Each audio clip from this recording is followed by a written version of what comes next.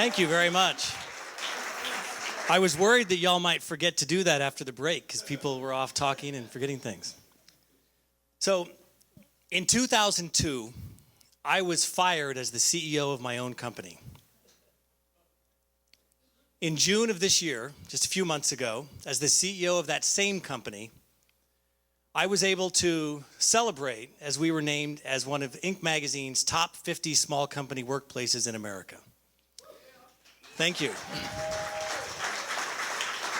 The journey has been a fascinating experience, very humbling, very exhilarating. And I've learned along the way that people, more than business plans or physical assets, are really what makes a strong company. And I've learned that leveraging, by deliberate design, a company culture, a company has opportunity that goes far beyond what they can imagine.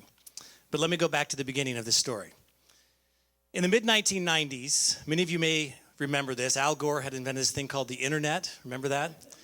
And it was a fascinating time. The world around us was changing at a rapid pace. And people were starting to use websites for the first time in a commercial way for our companies and for our businesses.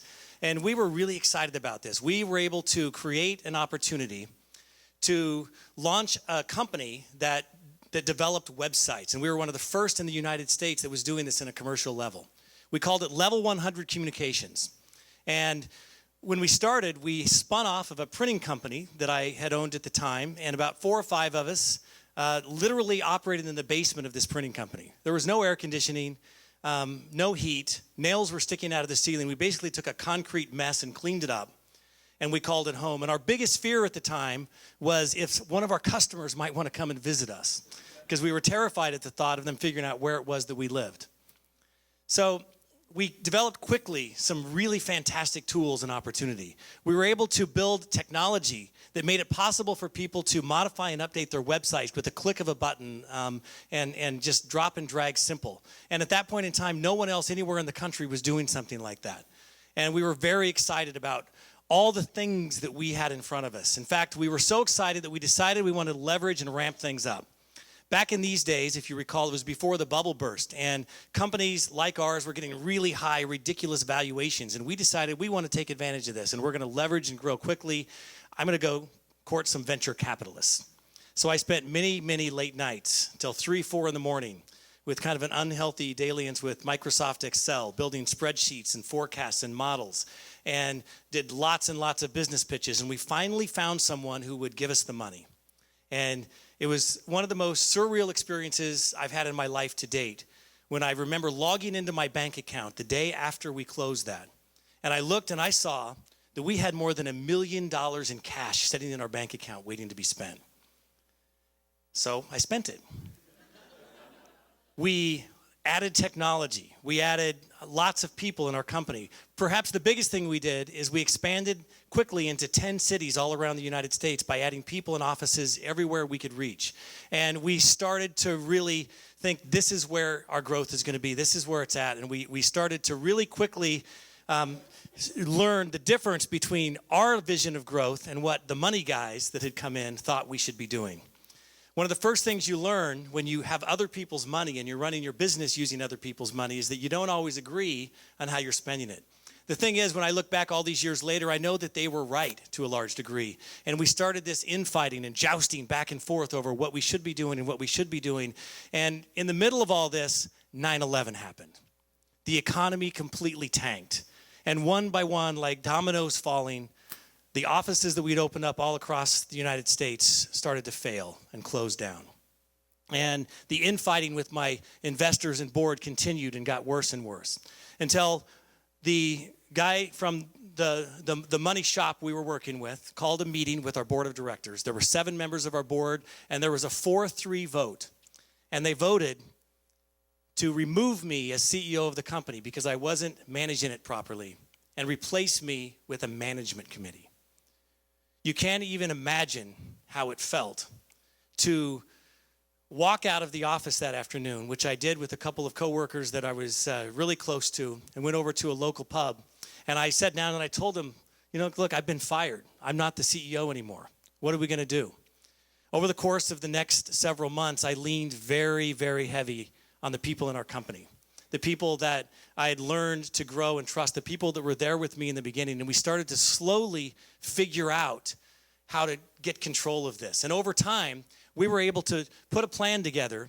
And with the help of some other people, including my father and my brother, who were my business mentors, we figured out how to find new capital, private investors, and some bank financing, and eventually was able to regain control of the company.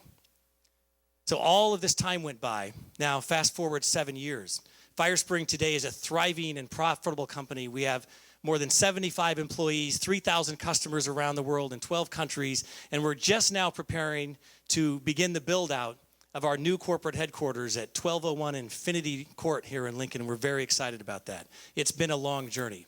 And what I'm going to share with you today is how that amazing ride that I've taken, how we were able to get from there to here. And the first thing we did in this process was literally open the kimono and share everything with our team. We told everybody everything. We told them the things we did right. We told them mostly about the things we'd done wrong. And we shared our financial statements, which is something we still do to this day. Every month we get together as a team and we share our financial statements with our company. We share everything. We open the door, we're authentic and we're genuine and we're real about what it is we're experiencing, because we knew that the only way we could make this and get through this is if we had this mentality that we're all in this together. Because, building a company culture, it's not about, having free soda in the break room. It's not about, putting food out on the table so people feel like you're giving them these fringe benefits. It's not about that at all. Building a company culture is about building a team of people who are committed to the same purpose, the same passion, and the same ideals. And building a company culture is something that is possible if you're really focused on doing all those right things. And it has a huge ROI. I've been so inspired by a lot of the business leaders in our community. And one of the things that we did during these years is we opened our mind to education, to learning. I think the first sign of intelligence in someone is they start off admitting they're stupid. And when you start off that way, you know that you can learn from everyone. There's not a person in our company that I don't feel I can learn something from. And so I looked around the community and I see these amazing business people, some from a distance, some I know well. People like Steve Keen, who are building just amazing companies right here in our backyard. And today I'm so inspired by, friends of mine that are building these amazing companies like Eric Dinger and Bradley Walker and all the people that are really working hard to make a difference. Because we all know that building a company with a powerful culture has a huge ROI, a big return on investment. So we asked the question, is a company's culture determined by default or design? How much work do we have to put behind this? Well, put it straight and simple, bluntly, it takes a lot of work to build a company culture. If you don't build a culture by deliberate design, then what happens is it defaults into taking on the personality of whoever your most vocal employee is. So you really have to think about it. Let me give an illustration of somebody in our company. This person here in the middle, her name is Wendy Schumann. She's clasping a ball of rice at a lunch and learn we did on making sushi. Wendy started in our company 9 years ago. She basically was coming on board as I was getting fired. Thank goodness she didn't know it at the time. She probably wouldn't have accepted the job offer. So Wendy, last year, got a call from a company that was looking for programmers and people that did what she does. And she was enamored. She talked with them. They offered Wendy a substantially higher amount of money than we were able to pay her in our company. She toiled over it for days, and she came in and talked with us about it with tears in her eyes, saying, I don't know what to do. She talked with her husband, went back and forth, and finally made the decision that it was in the best interest of her family if she takes this job. So she shed more tears, she gave us hugs, and she said goodbye, and Wendy went off into the sunset. 72 hours later, the phone rang, and it's Wendy. Can I come back?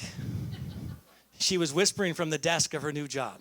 Well, she had to have a couple more days there to work out her first week, but she came back. We now affectionately refer to this time period in our company as Wendy's vacation.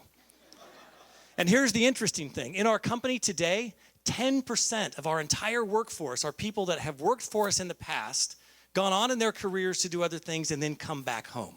That is a testament to culture. And today I'm going to share with you 3 steps that we use at Firespring to design a sustainable company culture that we can build around and do something big with. And the first thing is to define our values. We first need to know what values are. Values are the guiding principles of your company, the things that are meaty and tangible that you can really understand and sink your teeth into. And once your values are clear, decisions are easy.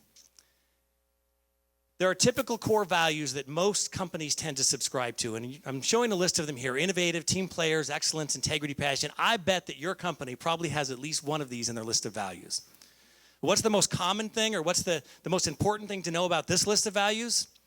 Well, they're unimaginative, they're uninspired, they're bland, and they don't work because people don't internalize these things. They're too generic. Everybody says this. Think about it. Can you think of a single company on the planet who wouldn't say they're innovative? We tend to be more stifled here at our company. We're not really innovative. And integrity, well, that's not really our thing, you know. We're more cheaters, liars, stealers, whatever. I mean, companies say they have all of these things, right? So don't start off with the bland, simple ones. Dig a little bit deeper. And, you know, in the words of Apple, think different. Here's how to discover your values. This is the exercise we used at Firespring to go through the process. And I call this the reality show exercise. And think about doing this in your company. Gather the people in your company together and put them around in a room. And say that you've got a reality show coming in, and they're going to be filming 3 of your employees every minute of the day, all week long, everything that they do. And they're going to be filming them based on their actions because there's no audio on this film. When we watch it back, we're not going to hear anything. We have to see by their actions. So you need to choose 3 people in your company who best embody the values that you believe in, the things that you want to be known for as a company. Have everybody in your company do this exercise and think in their heads. They don't have to say the names out loud. That gets a little creepy, right? But they think of the names and they start writing the words down. They envision themselves watching the tape back and writing the words down that they think of when they're watching this employee. At the end of that exercise, you have a really good idea of what your company values. And it comes from everyone inside the company, not just the CEO or one person thinking about it. And then you put it through this test. You decide, is this value distinguished? Is it different? Is it unique? Are you obsessed with it? Can you build an obsession around it? Will it outlive you, the owner, the manager, the employees of the company? Can you actually live this value every day? And are you willing to sacrifice profit to protect it? If you answer yes to all 5 of these things, then you have an opportunity to build around that value. It's that simple to create it. The second thing we went through is we started focusing on hiring for our values. This sounds a lot simpler than it really is to hire for your values. Back in the day, in those dark days, as we call them now, when we were going through the struggles, there were a couple holes on our management team. I had to go out and impress venture capitalists, which is a hard thing to do. And I thought the best way to do that would be to hire a few people that could fill in some of these holes. They had big, impressive-looking resumes. But you know what? I knew from the day that I met them and started the conversation in my gut that they were not good culture fits for our company. But I did it anyway because I thought, well, they look good on paper, and we need these people. There are things they know that we don't know. And I knew from day one that they weren't good fits. And every time I've made that decision, or any one of our managers in our company have made that decision, we've lived to regret it. We've lived to regret it every time. So now we hire first for culture fit and second for skill fit. And we all know that there are angry people in this world, right? The people that come up behind you in the car, start leaning on their horn, screaming around, maybe even if there's a wheelchair ahead of you. They are nasty, mean people. You know, haters gotta hate.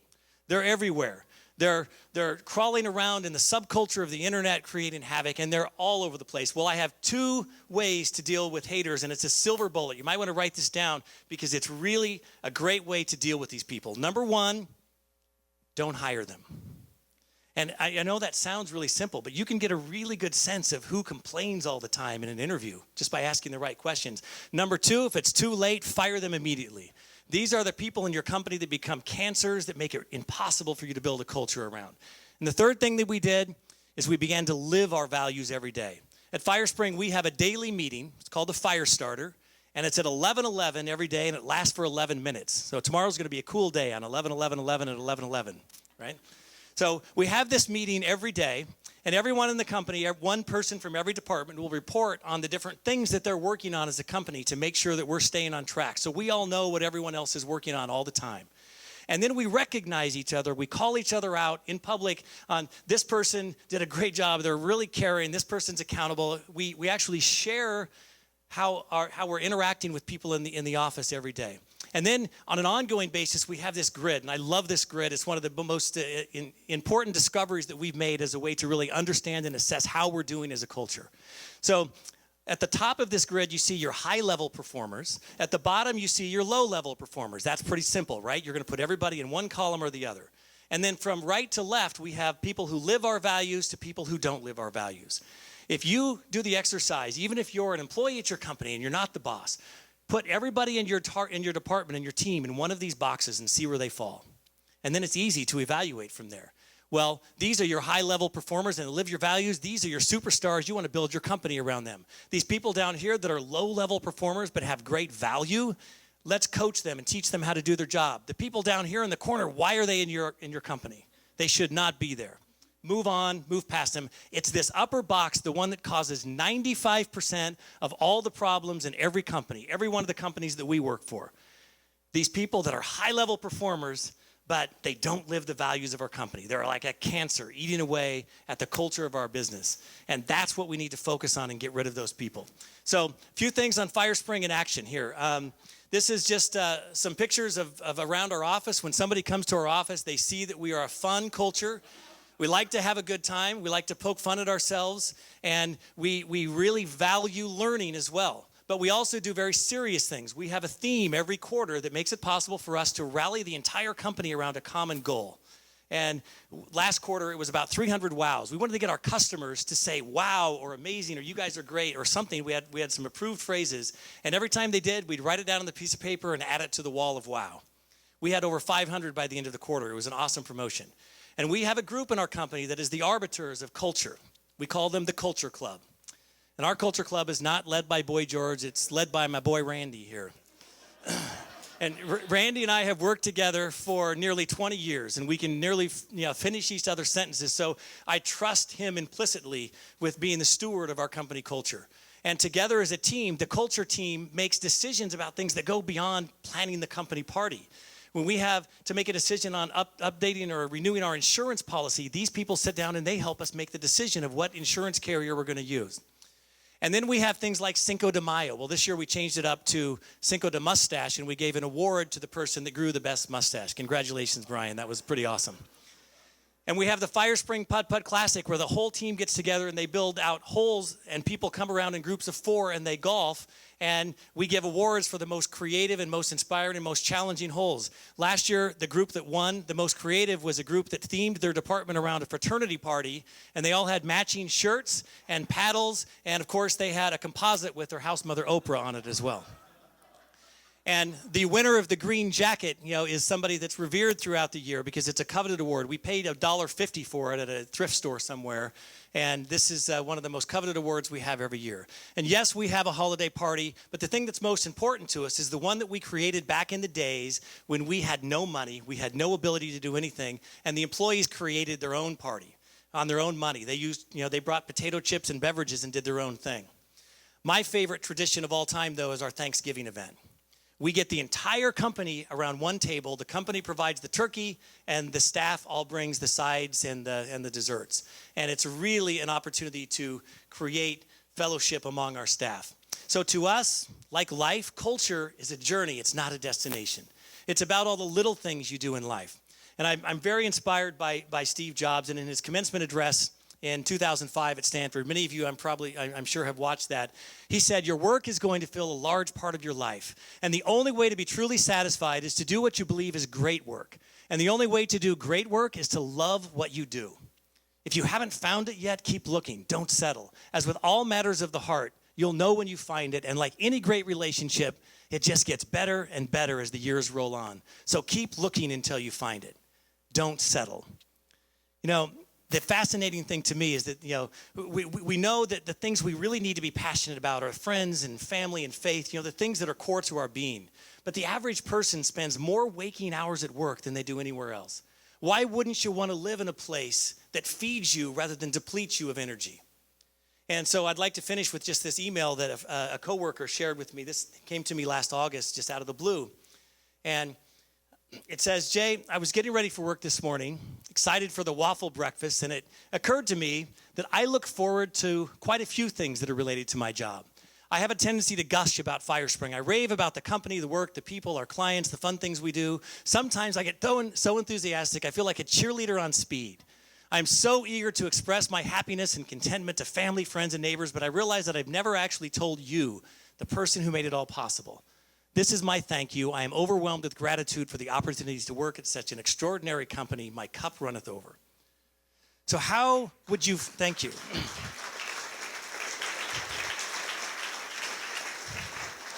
How would you feel if you woke up every morning knowing that this is the sentiment of the people you work with?